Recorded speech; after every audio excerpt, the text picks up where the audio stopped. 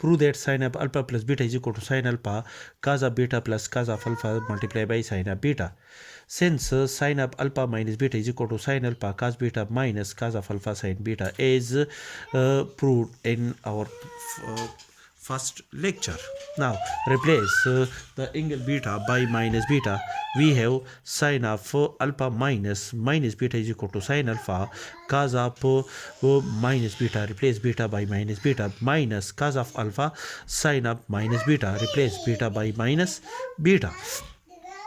And as discussed in our previous lecture, this cos of minus theta is equal to cos theta and sin of minus theta is equal to minus 1 multiplied by sin of theta. Therefore cos of minus beta is equal to cos beta and sin of minus beta is equal to minus 1 multiplied by sin of beta is according to this formula. Therefore, sin of alpha plus beta is equal to sin of alpha cos of beta minus 1 multiplied by minus 1 is equal to plus cos of alpha multiplied by sin of beta.